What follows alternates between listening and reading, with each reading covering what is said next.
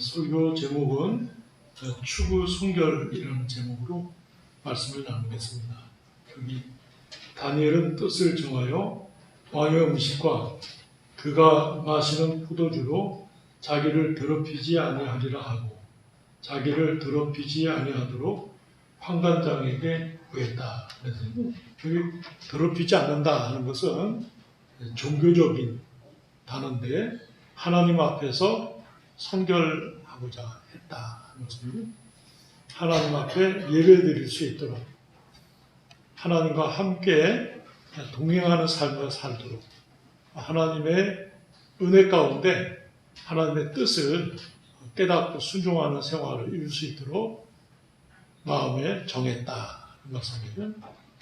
새 첫 주이면서 신년 감사 예배로 하나님 앞에 예배드리면서 우리의 삶이 하나님 앞에 성결하겠다, 더럽히지 않겠다, 이런 이제 태도가 귀하다고 생각이 됩니다. 다니엘은 유다 나라의 이제 귀족 자녀 중에 한 사람이었는데 바벨론이 이제 1차, 2차, 3차 침입 때 1차 침입 때 사로잡혔던 사람이에요. 16살이었고 16살이라는 이제 나이는 이동원 목사님이 썼어요. 다른 주석들은 이제 제가 보니까 나이가 없고 그냥 젊다 이렇게 나왔는데 옛날 이제 분당 지구촌교회 담임하셨던 이동원 목사님은 이제 16살 정도 됐다 이렇게 썼어요. 아주 어린 나이. 그 다음에 이제 2차 포로로 잡혀간 사람은 대표적인 사람이 에스겔 선지자예요. 그 다음에 이제 3차 때는 이제 시드기야 왕이 완전히 이제 멸망당하면서 바벨론의 포로로 잡혀가게 돼요. 그러니까 이 다니엘과 에스겔, 또 예레미야 이 사람들이 다 동시대 사람들이고 여호수아와 스룹바벨도 같은 시대 사람이라고 말할 수 있겠습니다. 바벨론 포로 기간이 70년인데 70년이 되기 전에 1차로 잡혀가면서 바벨론 포로 후에 귀환 후에 70년이 마치고 귀환 때 이제 다니엘은 귀환하지 않습니다. 바벨론은 그대로 남아있는데 귀환 후 한 2, 3년까지 다니엘이 살아있었다 이렇게 설명할 수 있겠습니다. 그러니까 1차 포로 때 잡혀가서 70년이 마친 후에 한 2, 3년, 그러면 한 4, 5년 정도 다니엘이 살아있었다 이렇게 말할 수 있겠습니다. 16세 때 잡혀갔으니까 참 바빌론이라는 나라의 언어도 다르고 물도 다르고 풍습도 다르고 또 하나님 믿지 않는 나라에다가 우상 숭배하는 나라고 그래서 이제 이름을 다 다니엘은 이제 하나님은 나의 심판자라는 뜻인데 하나님의 이름으로 이름을 줬는데 느부갓네살 왕은 다니엘 이름을 벨드사살이라 그래서 우상 숭배자의 이름으로 다 바꿨어요. 종교적으로도 바꾸고 먹는 음식도 왕의 진미와 포도주를 주었는데 그것은 이제 음식을 왕이 먹기 전에 그 음식을 자기네가 섬기는 신상이 먼저 가서 숭배하고 그 음식을 내어서 먹기 때문에 종교적으로 사실은 우상 숭배와 같은 문제가 이제 봉착했어요. 그래서 이방에 가서 사는 유대인들이 제일 어려운 것이 이제 율법에 금한 음식을 먹게 되는 거하고 두 번째는 이제 우상 숭배, 우상에게 드렸던 제물로 먹는 것 때문에 어려움을 많이 겪었다 그래요.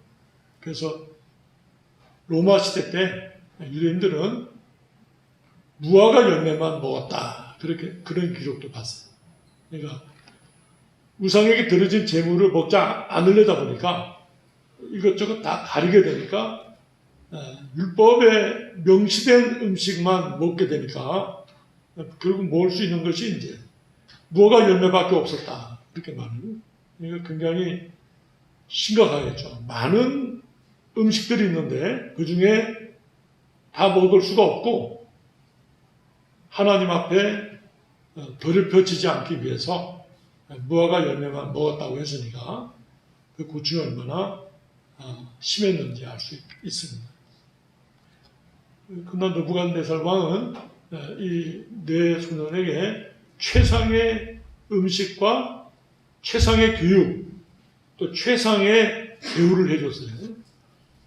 그들을 뽑아서 3년간 바벨론의 문화와 정치, 경제, 천문학, 점성술, 심지어 미신까지 다 가르쳐서 왕의 자문기관, 왕의 공고하는 비서로 쓰기 위해서 양육했다. 이런 것은.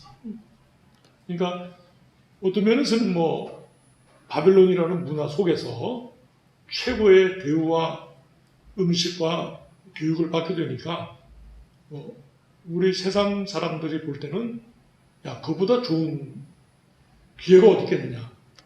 장학금을 받고 공부하는 것과 같지 않겠느냐. 그렇게 말할 수 있겠어요.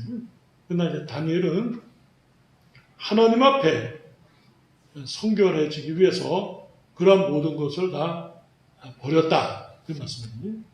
그리고 그 음식을 주관하는 환관장에게 구했다.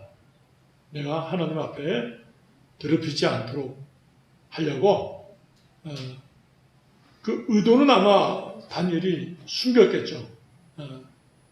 내가 물과 채소만 먹고 그 음식을 먹지 않겠다 하고 구했다.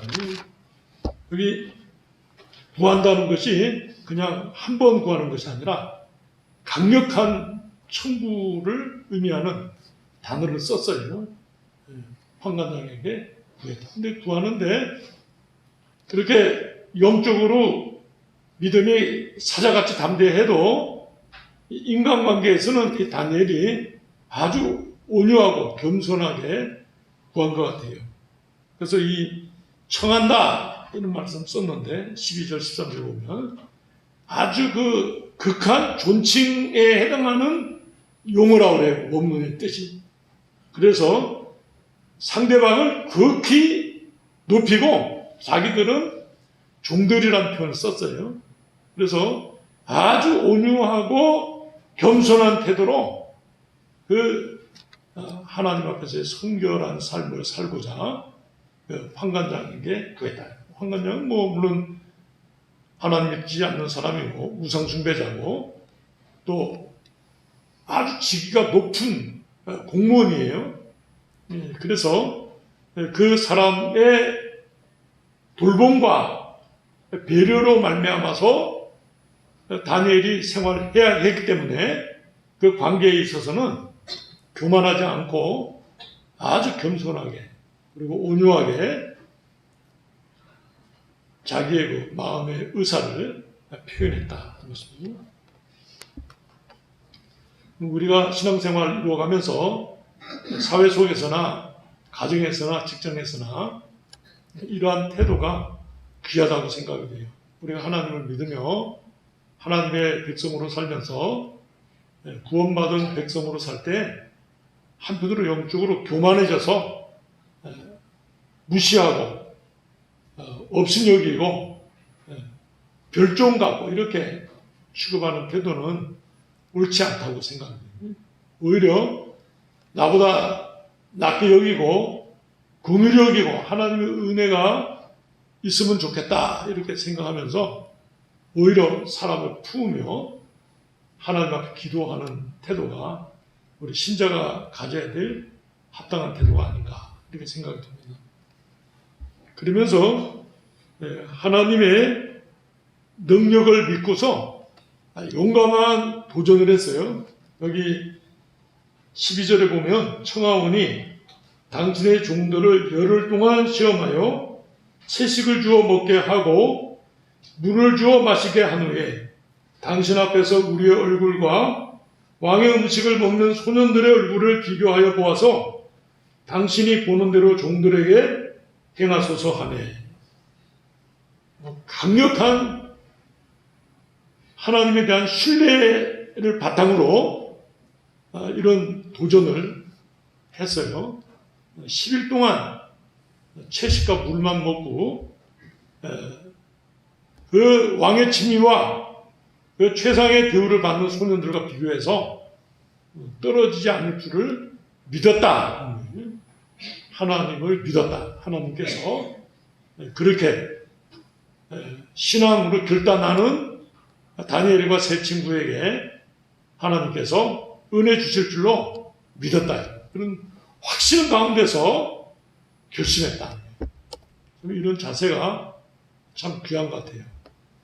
16살이라는 청소년 나이지만은 박영선 목사님은 젊어서 뜻을 정하고 하나님 앞에 헌신하는 것이 참 귀하다 이렇게 썼어요.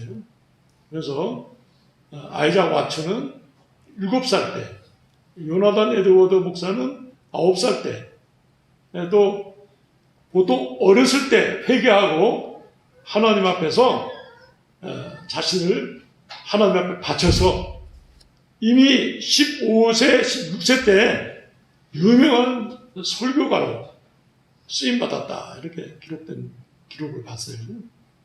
어렸을 때 벌써 신앙교육을 잘 받아서 자기 의지로 믿음을 고백하고 하나님 앞에 헌신된 그 청소년들의 헌신은 참 귀하다.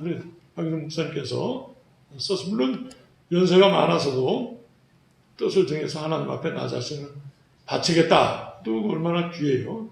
그러나 이 젊어서 하나님 앞에 헌신하는 것은 참 귀하다. 이렇게 썼어요. 다니엘이 이렇게 16세 소년, 다윗이 골리앗을 이길 때도 17세였거든요. 요셉이 애굽에 팔려갈 때도 나이가 16세, 17세인데 하나님 앞에 헌신된 믿음의 삶을 살았거든요. 참 우리가 이렇게 뜻을 정해서 하나님 앞에 나를 드리겠다.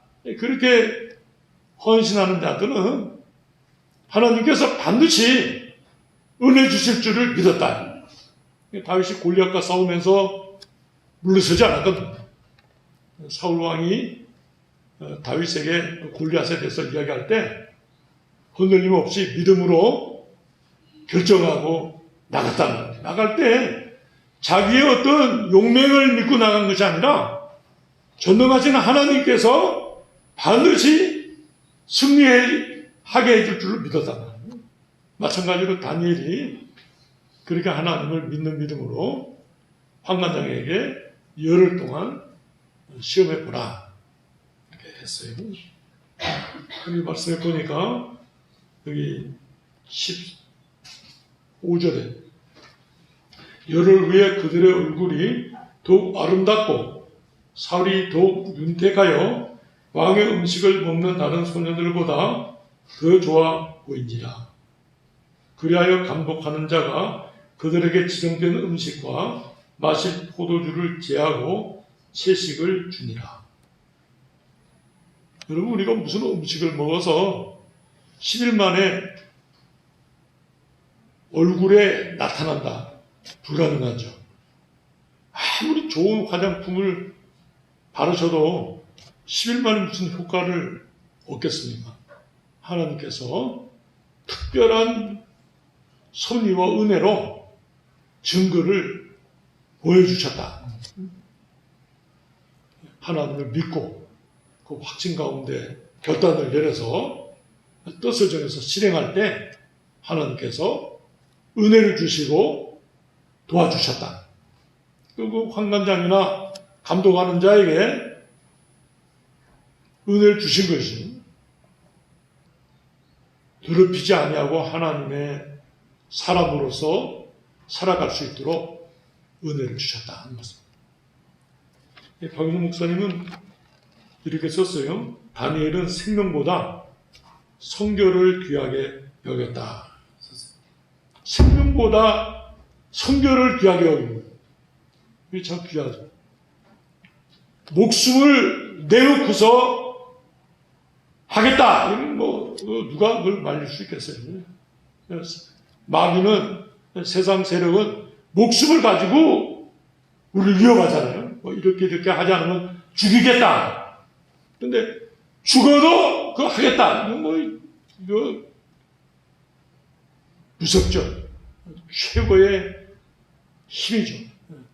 생명보다 성결을 나는 파수하겠다. 하나님 앞에 더럽히지 않겠다. 기도의 제목이면서 결단이면서 도전, 세상을 향한 도전인데 그 근거가 다니엘이 자신의 어떤 능력에 근거하지 않고 하나님의 권능에 근거해서 그렇게 결단했다. 하나님께서 다니엘의 결단에 은혜를 주시고 도와주셨다. 우리 하나님 믿는 사람들은 세상에 유익한 인재로 양성되는 것보다 하나님을 기쁘시게 하는 하나님의 사람으로 양육됨이 축복이다. 이 세상에서는 우리가 출세한다. 세상에 쓸모가 있는 인생이 되는 거예요. 뭐 열심히 노력해서 그 수고한 결과로 가정을 이루며 복되게 사는 것이 귀하잖아요. 근데 하나님을 믿는 사람들은 하나님을 기쁘시게 하면서 하나님의 뜻을 펼치는 자, 그것이 하나님 백성의 목적이다. 하나님을 영화롭게 하고 하나님을 예배하는 자의 삶을 사는 것이 목적이다. 세상에서 잘 되고 복되는 것, 뭐 세상 사람들이 기뻐하는 것이죠. 그것으로서 세상은 사람을 유혹도 하고 시험도 하죠. 욥이 하나님 앞에 복된 삶을 살 때 마귀가 욥이 그렇게 유혹하고 하는 사업이 잘 되고 그 가정이 복되니까 하나님을 경외하지, 그것을 다 빼앗으면 하나님을 저주하고 욕할 것입니다. 하나님께서 마귀에게 그 생명을 해하지 말고 내게 허락한다. 마귀가 욥을 고난 가운데 빠치잖아요. 욥이 하나님이 주셨고 하나님이 빼앗아 가셨으니 하나님께 영광을 돌립니다. 뭐 일반 사람으로는 상상할 수 없는 고백이죠. 하나님을 믿는 믿음 가운데서 고백. 마귀가 실패했죠. 근데 이 세상 마귀는 그것으로서 우리를 위협도 하고 시험하는 거예요. 내가 이렇게 하면 이렇게 해주겠다. 그렇게 높은 자리에 올려놓고는 하나님을 배반케 하고 신앙을 떠나게 하고 세상과 타협하게 하고 그 더러운 것을 요구하게 되고 그 안에 묶여버리게 돼요. 그 팀 속에 들어가면서 줄을 서게 되고 권세를 가지게 되고 생사화복을 사람이 주장하는 것처럼 느껴지도록 권세를 부리죠. 하나님 믿는 사람들은 그것이 중요한 것이 아닙니다. 하나님과 함께 사는 삶, 하나님의 뜻을 행하는 삶, 하나님을 기쁘시게 하는 삶을 사는 것이 사람의 목적이다. 이렇게 다니엘은 결심하고 순종했다. 하나님 앞에 성결하게, 하나님 앞에 예배드림에 있어서 내 자신을 더럽히지 않겠다. 신명기 8장 3절에 보면 사람이 떡으로만 사는 것이 아니요 하나님의 입에서 나오는 말씀으로 산다. 예수님께서 40일 금식하신 후에 줄이셨을 때 마귀가 처음 와서 내가 만약 하나님의 아들이라면, 마귀가 하는 말, 내가 알기로는 너는 하나님의 아들인데 너 지금 줄이지 않았느냐. 돌돌로 떡을 만들어 먹어. 예수님께서 신명기 8장 3절 사람이 떡으로 사는 것이 아니라 하나님의 말씀으로 산다. 그렇게 마귀를 물리치시거든요. 사람이 음식으로 사는 것이 아니라 우리 성경 보면 하나님의 말씀으로 산다. 그렇게 써요. 아모스 8장 11절에 유다 백성들이 영적 기갈이 있는데 음식을 먹지 못해서 물을 마시지 못해서 기갈을 느끼는 것이 아니라 하나님의 말씀을 듣지 못해서 그렇게 됐다. 그게 아모스가 탄식하면서 예언한 말씀이 나옵니다. 영적 기갈로 말미암아서 곰피방 가운데 있다. 하나님의 말씀을 먹지 못한 기갈로 말미암아 유다가 멸망했다. 그렇게 썼어요. 왜 먹지 못했는가? 세상을 의지하고 우상 숭배하고 하나님 말씀을 순종하지 않았다. 다니엘의 조상들이 우상 숭배하고 열국을 의지하면서 하나님의 도우심을 믿지 않았다. 하나님 앞에 나아가지 않았다. 그 결과로 1차, 2차, 3차에 걸쳐서 왕족과 귀족들이 포로로 잡혀가고 성전 기명들이 다 빼앗기고, 성전 기명이 빼앗긴다는 건 구약은 의식 예배거든요. 그래서 빼앗기면 예배를 드릴 수가 없어요. 번제단 없어져서 뭐 거기 제사 드릴 수가 없는 거예요. 법궤가 빼앗기면 또 하나님을 배울 수 없죠. 신약교회와 달라요. 신약교회는 뭐 이런 거 없어도 우리 들에 나가서도 예배 드릴 수 있어요. 주의 이름으로 예배 드릴 수 있어요. 신약교회는. 구약교회는 그 형식이 없으면 예배 드릴 수가 없었어요. 실제로 이스라엘 지금 현재 랍비들이, 유대인들이 통곡의 병이라는 벽 앞에 가서 예배 형식으로 예배 드리는데 그들의 말로 말하면 꽝이죠. 예배가 되질 않는 거죠. 성전 안에 들어가지를 못하는데 예배가 성립되지 않죠. 그렇게 지금 현재까지 되어 있죠. 뭐 저희 더 들어가 볼 수 있지만 제가 특별히 망원경을 갖고 와서 머리서 이렇게 봐서 뭐 통곡의 벽에 머리를 박는 사람도 있고 거기서 성경 읽는 사람도 있고 뭐 기도하는 사람도 있지만 예배로 성립이 안 되죠. 왜? 모든 기구와 모든 성전 안에 들어가야 예배가 되는 건데 성전 안에 못 들어가고 통곡의 벽이라고 보통 이방인들이나 여자들이 들어오는 그 뜰에 앉아 서서 기도하는 것이니까 예배 성립이 안 돼요.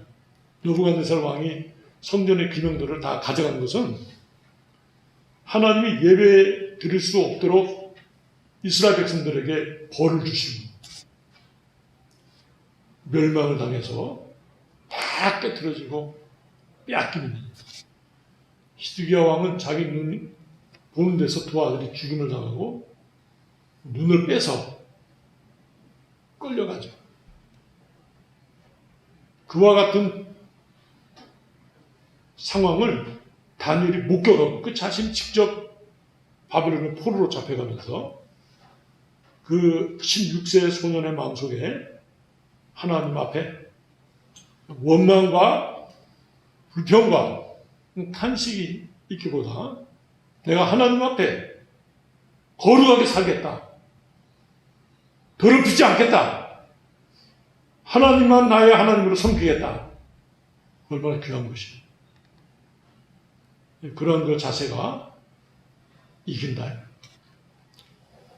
제가 중고등부 전도사 때 학생 회장이 하나 있었는데 공부를 잘했어요. 화곡고등학교에서 1등, 2등 했는데 선생님은 서울대학교 가라. 서울대학교를 가야 사실 이제 학교 이름이 드러나니까. 근데 이 아이가 연세대를 꼭 가겠다.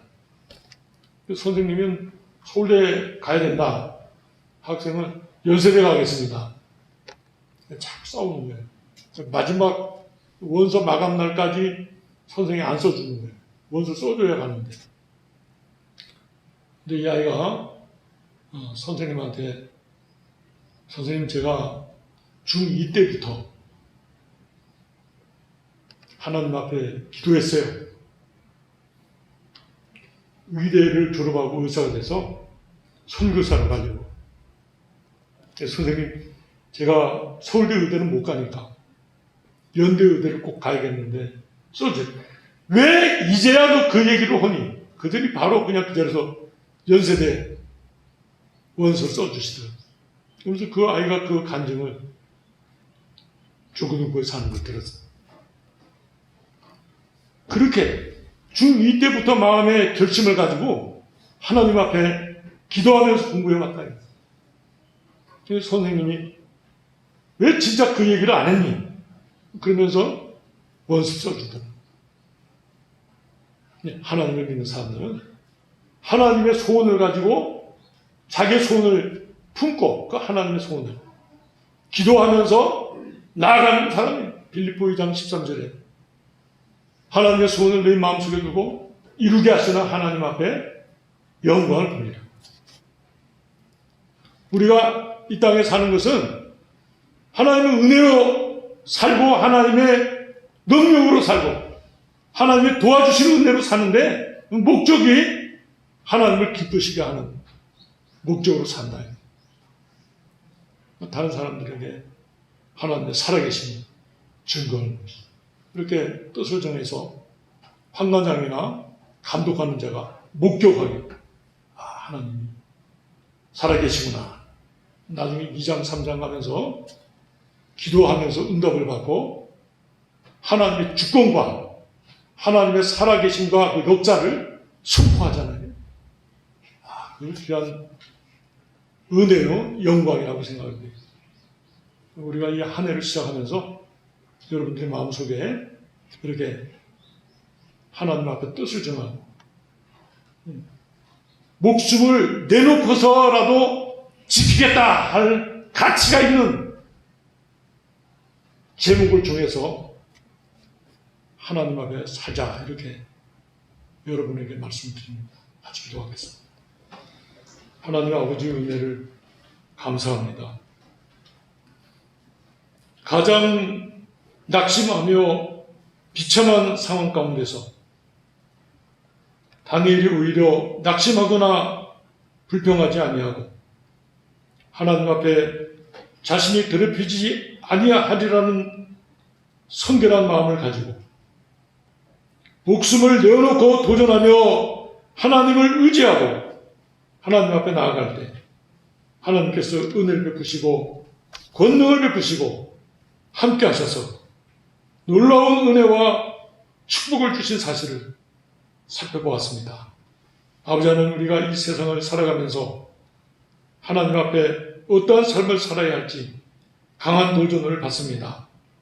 마음에 결심하고 나아갈 때 우리 자신을 의지하는 것이 아니라 오직 하나님의 은혜 주심과 도와주심을 의지하고 믿음으로 나아가게 하여 주시옵시고 또 하나님의 은혜를 받을 때 그 결과물을 가지고 하나님 앞에 영광을 돌리는 아름다운 삶이 될 수 있도록 은총을 나려 주시옵소서. 예수님의 이름으로 기도드리옵나이다. 아멘.